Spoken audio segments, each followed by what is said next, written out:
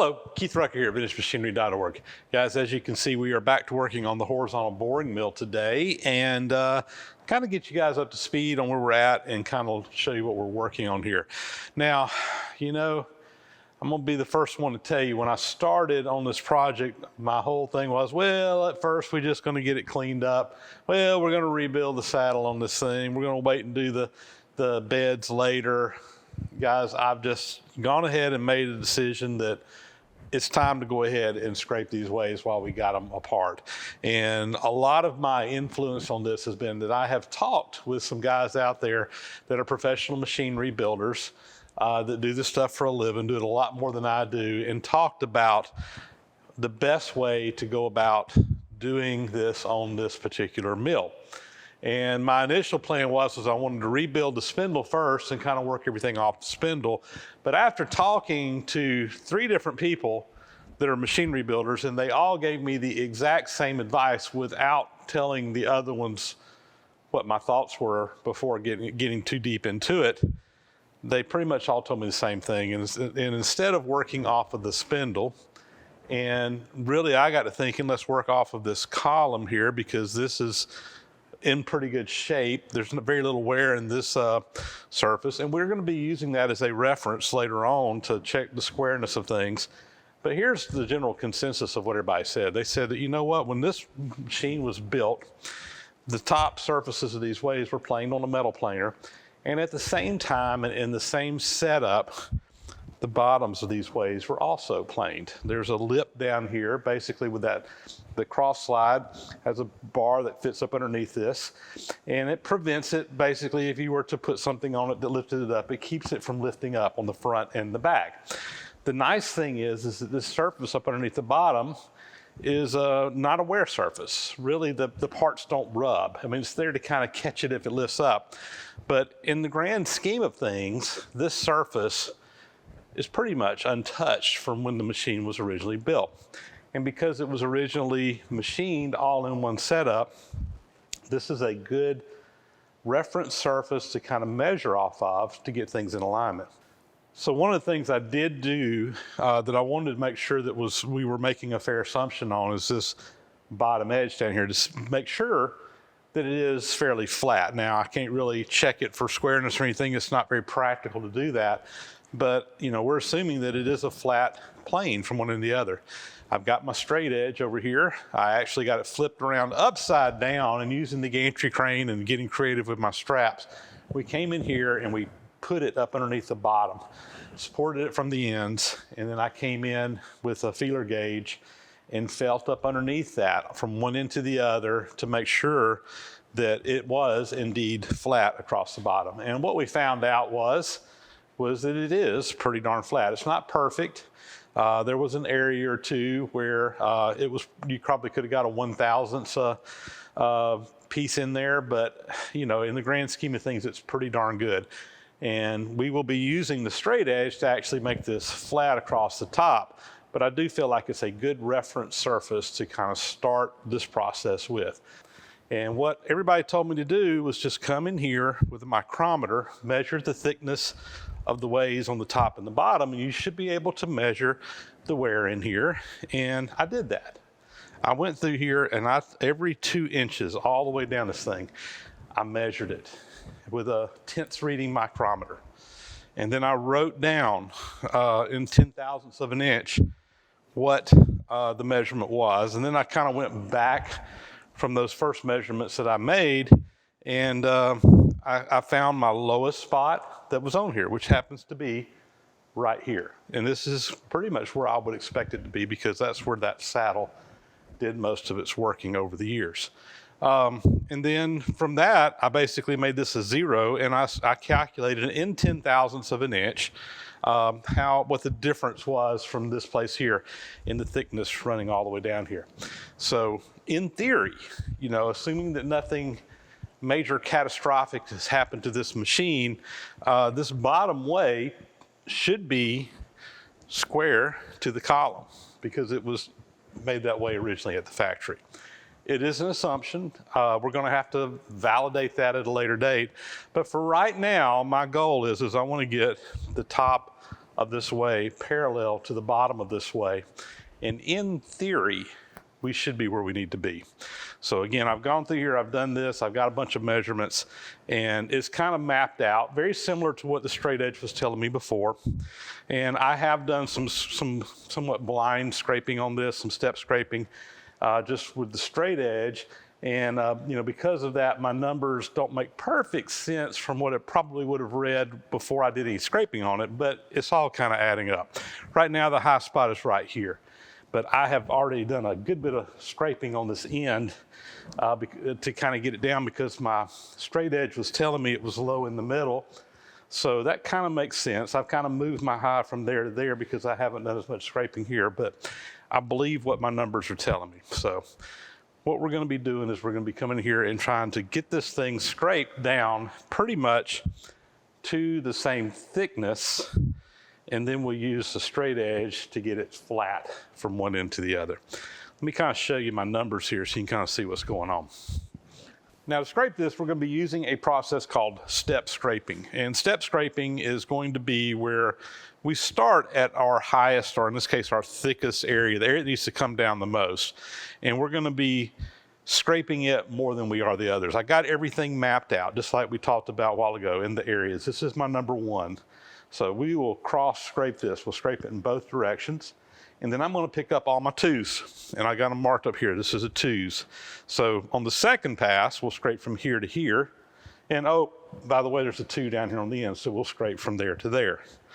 Then I'll pick up my threes. My threes go from, this goes from a 2 to a 4. So we'll go from 2 to my 3 right here. And then we'll also go from 3 to 3. My 4 picks up here, basically is 4 all the way down to the end, and there's no 4s down here. Next will be the 5s. I'll double scrape from there to the end. I'll also pick up this little area here, which is a little bit thicker. Then I'll do my 6s. So my 6s go from here to the end. We're picking up this little area here, also a little area on the end down here. And then my 7th pass, again, we'll scrape from here to the end, and from here to the end, we'll leave the lowest area in there. In this process, the highest area is going to get scraped and double scraped 7 times right here. This is going to get scraped 6 times. This is going to get scraped 5 times. But by doing that, it's going to be dropping it down. It's going to get these thicker areas thinner. And that should give us a good kind of reference to go off of. Once I do that, we'll probably come in here, check it with the micrometer again, make sure we're getting in the ballpark. We may do another round of step scraping if necessary, or I may get the straight edge and start going for flatness. We'll decide that once we kind of see where we are. So let's go get the scraper and start doing some step scraping. I will be using my Biax power scraper to do this with. And again, we're going to start with this highest point right here and see if we can work it down. We'll come in here like I always do and do a cross hatch pattern. And we're just going to do this one area to start with. This area here is going to get scraped a total of 7 times. In the process of this step scraping, because it is the highest, it needs to come down the most.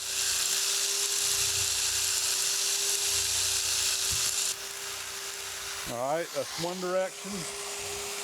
We'll come back the other direction.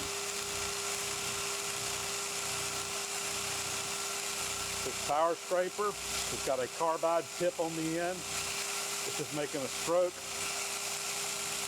up and down, and what we're doing is we're pushing down on it, and it's just scraping off a very thin layer of cast iron, making it down a little bit lower than what it was originally. And we're not moving much metal at all, but in the course of this time, it'll add up. All right, so that's my first zone. We're going to do our 2s next, which is be from here to here, and again we'll also pick up the end. So let's knock that out.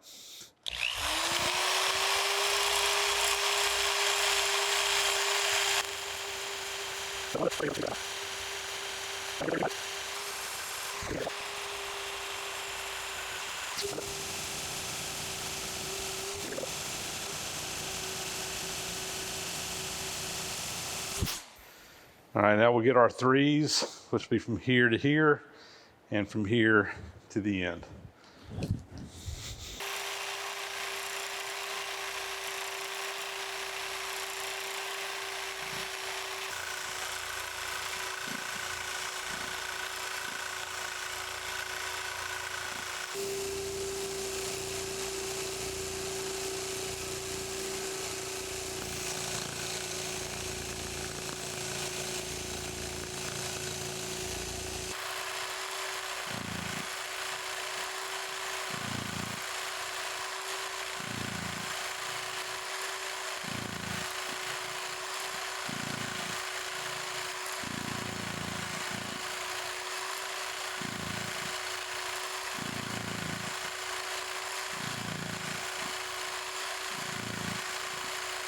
All right, we've scraped from here down. I got one little area here. This is my 6th pass. This time basically we'll be scraping from here down, including this area that hasn't been hit yet. And just a little bit, just a tiny bit down here on the end. And then we'll have one more pass after that where we'll catch from here out, and from here back to the end. We're gonna leave this area untouched and come back in. These passes are getting longer each time. Take a little bit more time, but we're getting there, guys. We are getting there. We'll bring you back here in a bit. Let's give a quick update of where we're at. Yesterday, I was in the shop and we did the step scraping. I got some video of that for you guys to see. But after I got through with that round of step scraping, it was fairly aggressive and also blind. When I say blind, I don't really have anything other than this thickness down here. I'm not really working on flatness at this point. I'm just trying to rough things down and get things more or less in a plane. So we really haven't been doing a whole lot of checking for flatness, or no checking for flatness. Now, coming back in after we did the step scraping, 7 passes in both directions. So really 14 passes if you really want to be truthful about it. You know, because each pass, we actually did the cross as a one combination there for each one of those passes. So, you know, we dropped it down a fair amount. Again, with scraping, you're removing very small amounts of material. When we were on that last pass, the difference between the lowest spot and the highest point was about 3.5 thousandths. Now, I've got some 2.1 thousandths, 21 10 thousandths. So just a tad over 2 thousandths total differences in thicknesses of this part from the lowest, or from the thickest to the thinnest. So we actually moved it about 1.5 thou. Not bad at all. We've still got some more metal to go. But at this point in time, I'm really wanting to start to introduce in the straight edge. And while I'm dropping down the end that needs to be dropped, I also want to be looking at, you know, kind of keeping things flat so that we're starting to move toward the flatness part of what's going on. So after this last pass, the low end is still kind of right down in this area, really from about here to somewhere in here, which as expected. And the high end is down here on the back end where it didn't get a lot of wear. And really it kind of drops off gradually from about here to here. This end is higher. So what I'm gonna do is we're gonna go ahead and blue up the straight edge. We're gonna come in here and take a quick look. And what I'm probably gonna do is I'm gonna probably ignore any blue marks down on this end for right now, because everything down here is less than 1 thou. You know, from the lowest measurement, it's less than 1 thou. Everything from here to about here is between 1 and 2, or roughly, or you know, 1 thou to 1.5 thou, and everything up here is more or less 1.5 thou to 2 thou. So we're going to work on kind of dropping this end down, hitting our high spots on the blue marks, and work toward getting that flatness in here that we need, that we're going to eventually end up needing to be. And once I kind of get a rough, not what I would call, you know, a final blue, but when I get some blue down in this end, we're going to get the square in here and start looking to see how square this is to the column.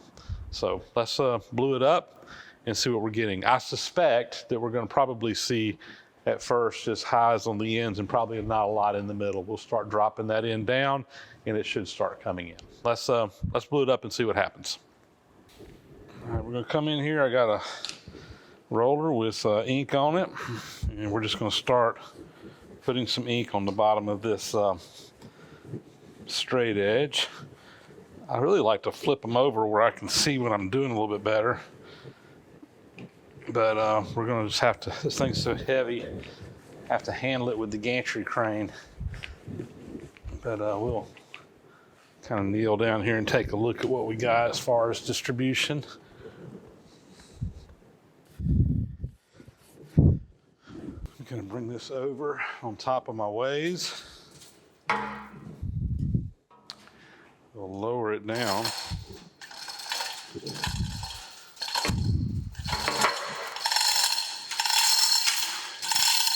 Put some slack in my chain, and we'll start rubbing this. And the idea here is that the ink from the bottom of the straight edge is going to transfer to the ways, and we'll see where the high points are.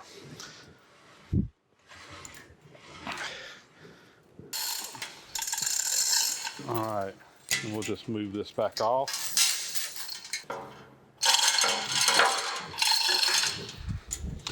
And, you know, that's kind of what I was expecting to see. All right, let's show you guys what's happening here. So just kind of going from basics here, we know that the wear is in this area. That's where most of the wear took place over the years. And I know from my previous measuring that we're a little bit high on this end. It dips down and it kind of gradually starts coming back up, and we got the back end has less wear on it. And even with all the scraping that we've done, we're still kind of showing that. Now, I don't have a whole lot of points of contact in here, but there's definitely contact off and on really from about here back, okay? And then we pick up some contact down on the end, it kind of heavier, I wouldn't call it heavy, but heavier on the very end, and it kind of fades out into here, and then there's pretty much nothing from here to here. You can see the blue marks. That's my highest points. And normally in scraping, we're trying to just kind of bring those down and get good coverage, but because we're still in the roughing mode here, this area from about here to here that I'm getting blue, we'll try to bring it all down. So we're just gonna go in there and do full passes and try to knock that down. And then we'll ink it up again and continue going until we get where we're going after.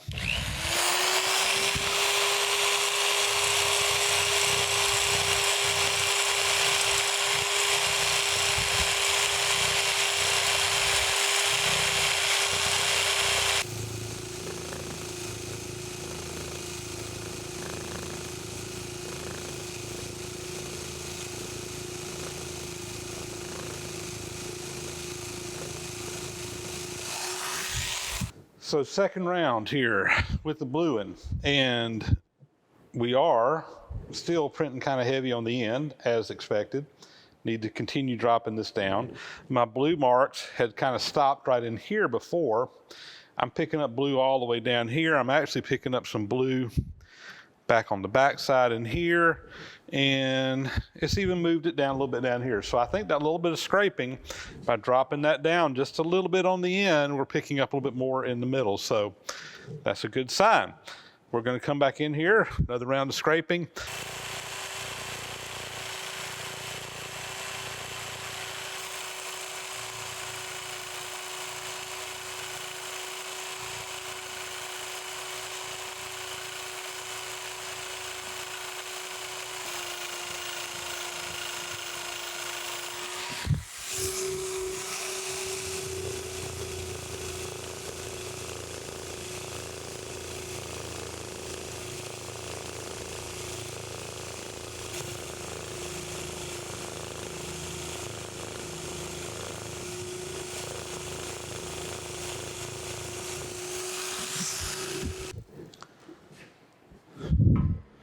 All right, let's drop this down and we'll print it again.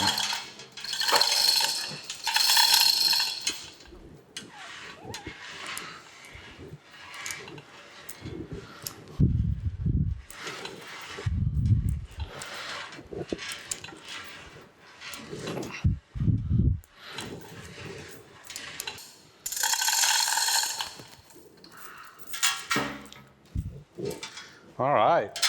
Oh yeah, it's coming in better. It's really fun. It's really kind of fun when you're scraping and you see the differences from one pass to another. And, you know, we dropped this end down a little bit more. We concentrated on the end. And, you know, my last scraping stopped about right here. My blue moved out in here. I'm actually picking up a little bit all the way down into here. But also what's happening is I'm starting to pick it up on this end. Even though we haven't scraped down here, by dropping and lowering that end, this end is kind of coming out. That's what we're trying to do. We want to get some blue marks from one end to the other. Once I kind of pick up, you know, where I got a fair number of points, pretty good coverage from one end to the other, then we'll start working on the individual high points and getting better coverage from one end to the other. But we're making good progress, and it's actually moving a lot faster than I thought it was going to. So guys, I think you get an idea of what we're going after here. This is a process. It is a long process. It will probably take, you know, hours to get this thing where it needs to be. But I'm making good progress. Things are moving fast. I'll bring you back after a few more passes and kind of give you a status update, but I'm not going to bore you guys to death with watching the same thing over and over and over again. So we'll bring you back after a while. All right, guys, let's catch up where we're at. I have probably made 8 or 10 more passes, and it's coming in real nicely. I'm getting much better coverage from side to side down here and really all the way down. I'm getting, you know, in this area, which was where the most wear was, it is a little bit weak, but I am getting points of contact almost all the way down. I might have 2 or 3 inches here where I don't. But before I go much farther, I want to try to check for some alignment. And as far as, you know, does the end need to come up or down, or this end need to come up or down to get this thing square to the machine itself? So first off, let me kind of show you the pattern we got right now. This is by no means a finished scrape job. Let's just kind of roll down through here with the camera. Be a little bit bouncy. Yeah, it starts getting a little bit weaker in here in the area with the most wear. Got much weaker, but then, and I got it kind of covered up down here, but then the pattern starts picking up. Now, because we've got good coverage on this end as well as the other end, that tells me that's in the same plane. So I've got a plane from one end to the other. So what I'm wanting to do, I've got good coverage up underneath where I got this square sitting right now. And it's in the plane that we are scraping to. And I want to see if we need to bring one end up or down. So what I've got is this gigantic square here. This is a 36-inch square made by Moore & Wright. Very accurate square. I did actually have this thing checked out, and it's about a half a thou coming in this way over 36 inches. So I mean that's pretty darn tight. About a thou and a half per foot, or excuse me, 1.5 tenths per foot, something like that. So, you know, while it's not perfect, it's going to be plenty good enough to do what we're doing here. And I've got an indicator over here on the head, and it's coming to the square. And what we're going to do is we're going to zero this square, zero the indicator, and I'm going to raise this up on the machine, following the whole head on the column. This column, like I have mentioned before, is in very good shape. And we want to see if the bed is square to this. So let's take it for a ride, take it up and see what happens. I've got this zeroed out as good as I can, and I got a mark on my square. This is a 0, and what we're going to do is we're going to measure over a 2-foot difference, which is about what kind of height I've got on this, probably a little bit more really, but we start getting close to the top of the square. So we're just going to do a 2-foot distance there, and we're going to see how far it's out. Let me fire the machine up. I'm going to use the power feed to take that up.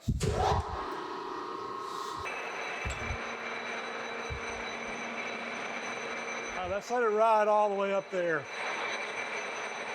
See what it looks like. We'll meet you up here at the top. It's all right, guys. We made it to the top. I went a little past my mark, but it's irrelevant for all intent and purposes. And you see we're reading about 1.5 thou off. Now, my square, I told you before from when we had it calibrated and checked, it's about a half a thou leaning in this direction. And watch, we'll pull the needle away.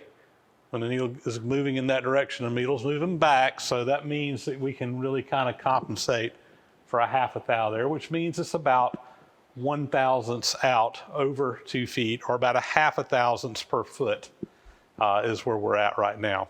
So what that means is that the way it is right now, we need to kind of drop it down. This needs to move away from me for that needle to go back. And to do that, I need to drop down the back end. So like we talked about at the very beginning of this thing, I knew that the back end was where we had the least wear, so it makes sense that we need to drop it down on that end some more. So we're going to be doing some more scraping. I'm not going to be doing any scraping on the front. We're going to be doing all of our scraping on the back side, kind of dropping that back end down. And we'll come back and do this test again later on until we get this thing reading square.